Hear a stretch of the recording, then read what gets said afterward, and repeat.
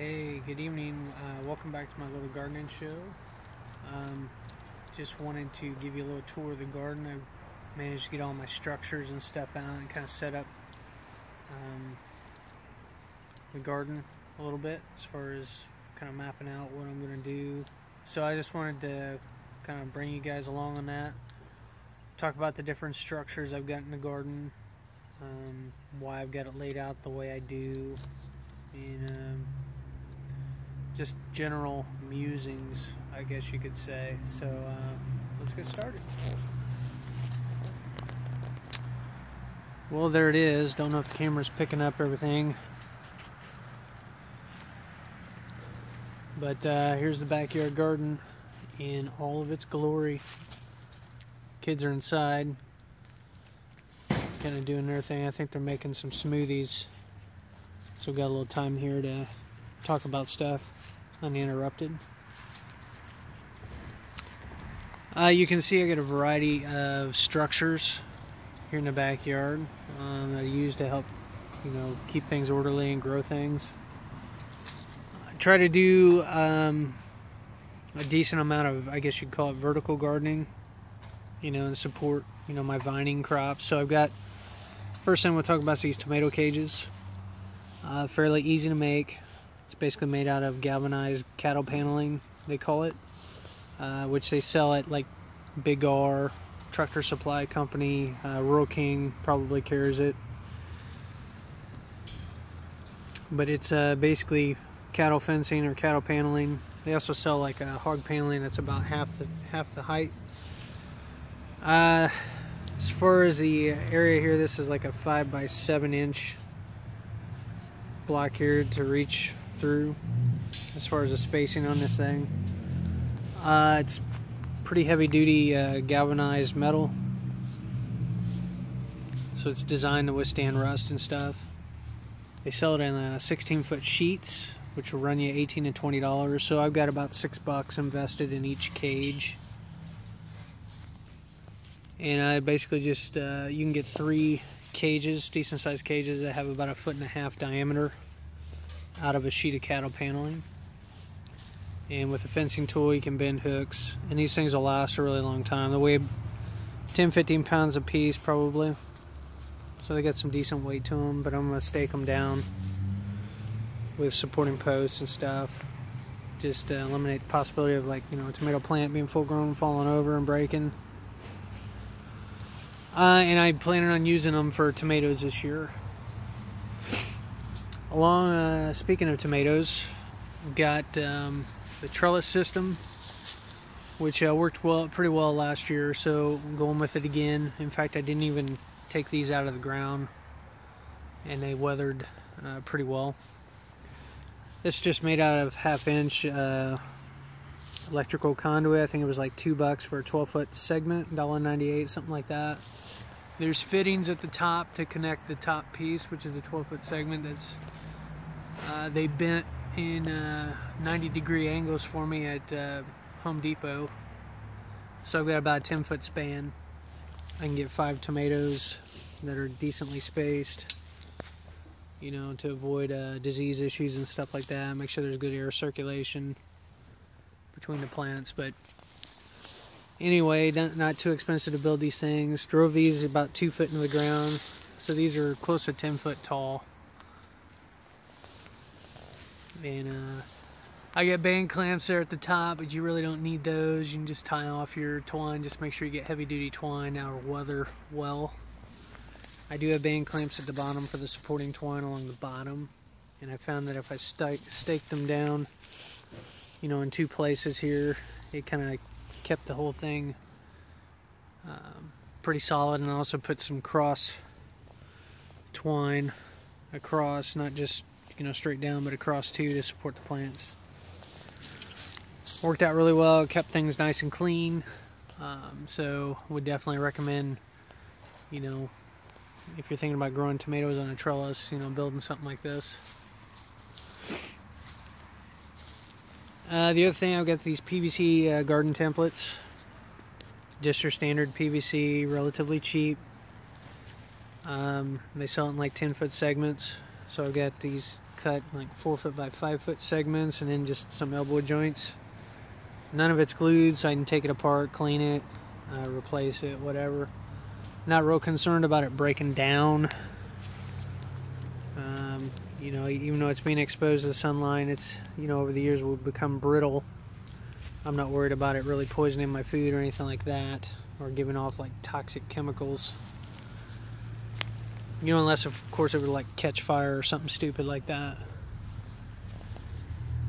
But it's more just to help lay out the growing areas, be kind of visual cue for the kids, keep them out of the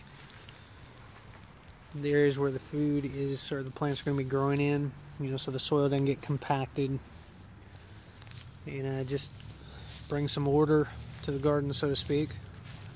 Eventually I'm going to try to get those all replaced out with my wooden boxes, kind of my token raised beds that are just made out of 2x4s and some metal connectors here, so as the wood goes bad I can take the connectors out and reuse them.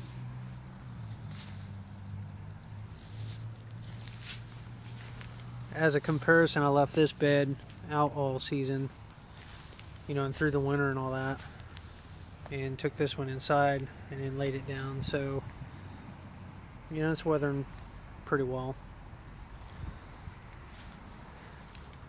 But again, the idea is to kind of designate the growing areas, keep the kids out, you know, from compacting things. Other consideration as far as why they're the size they are, you know, I wanted something that I could pretty much reach from anywhere along this thing. I could reach in and take care of the plants, harvest stuff. And I've also got them spaced so that, you know, it's comfortable. You know, I can walk through the paths.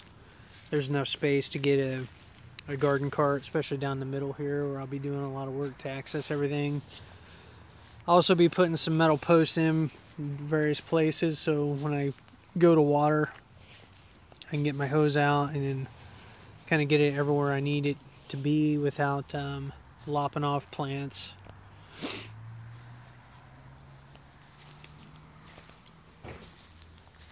Here I got some more galvanized metal cattle paneling. Only this time I made some vertical trellises out of it for primarily to grow peas and cucumbers. They've worked out great. 16-foot segment, I got 2 of these out of a 16-foot sheet. The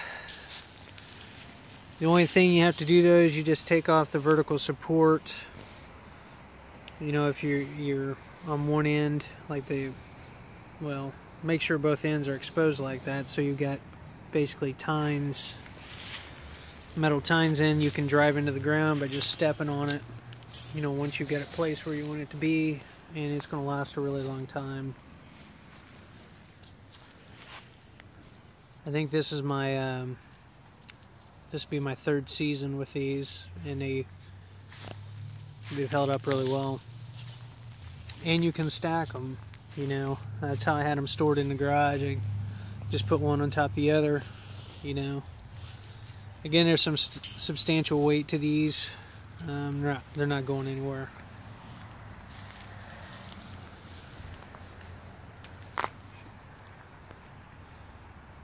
So there you have it. That's pretty much the backyard garden as far as the main growing area.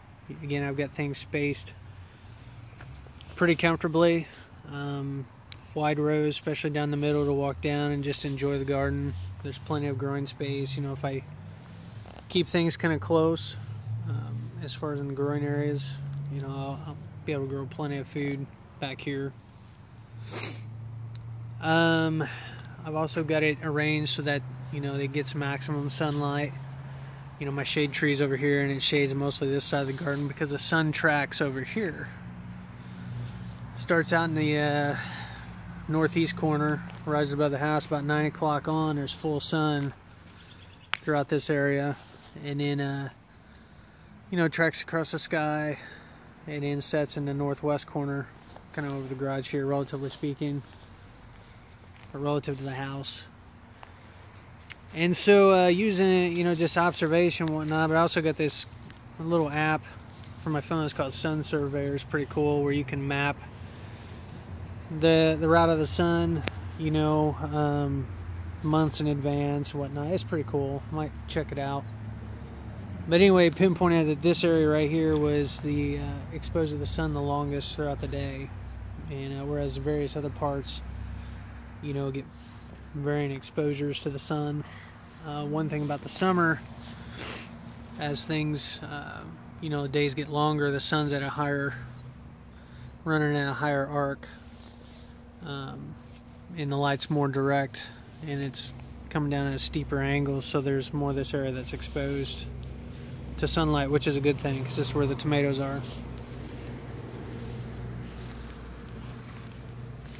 Again, also having everything kind of space wide, not only is it, you know, just kind of comfortable to move around, get around, but hopefully won't have to water as much, as things won't be competing against each other. You know, I don't know. Let's look at the other areas. I've got these raised beds here I built last winter, and they were kind of a flop, and it's mostly because it's on this side of the garden where there's a lot of shade, and really I need to get this tree seriously trimmed back, or you know, maybe someday removed. I don't know. It's a big tulip tree, but it really hindered, you know, stuff that was growing here compared to stuff that was on the other side with the sun. I mean, it just was not near as big, just kind of sickly looking at times. Though the what was it that I grew back here? The collards did really well. So there's certain vegetables that you know, like shade or partial shade and whatnot, and do well. And so I'm thinking about doing herbs, mostly herbs over here, because the herbs all did really well. In fact, you can see my chives. Look at that. They're coming back. Same with this bed. I'll probably squeeze boric acid in the joints of the beds, just as a preventative. The American cockroaches we had problems with last year, that I'm pretty sure came from the wood chips I got from the city. It took about 3 days to get rid of them all last growing season with the boric acid, but you know, there might be some that overwintered in here that are going to be coming out, so I've got it ready if I need it. I guess that works because American cockroaches, they like to clean themselves, and so as they're when they're doing that, they're licking their legs and everything, and so the powder that's the residue on there, they ingest it and it kills them. So over here I tried to start some perennials, and I've already kind of investigated here. I had two, they were Ukrainian rhubarb plants, and as you can see, they made it through the winter. The only thing I did was kind of mulch this. Well, I let it kind of die back, and then the leaves that gathered on here, I just left them, kind of protected them. But there's one.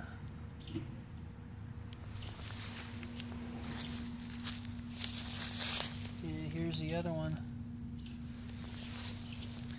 All I did was take a spade shovel and turn over some soil here, some grass, and then put compost on top, and then planted them in there, and they did really well last year.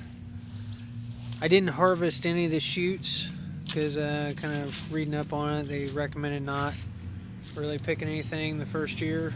You know, give them a year to get established, so that's what we did. So this next year should be really good, hopefully.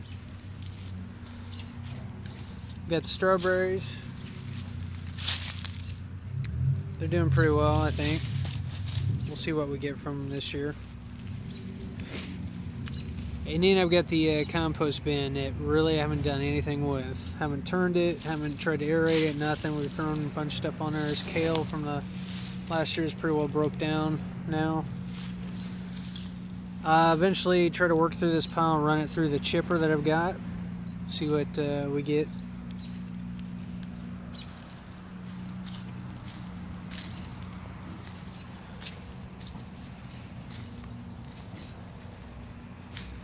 This is kind of our flower bed. We had a lot of I think it was like a general flower mix we threw in here. So there's all kinds of stuff growing back here. Lilac bush. So anyway, I know this is kind of one of my longer videos, maybe a little bit more boring than the other ones since I don't have the kids running around kind of entertaining us, but I just wanted to again show you kind of what was going on, explain some things. If you have any questions or comments or whatever, feel free to post and kind of go from there. So getting ready to start my warm weather stuff probably this week, being the week of St. Patrick's Day. Yeah, so probably some more videos on that. So I guess that's it for now. Until next time, happy gardening. Bye.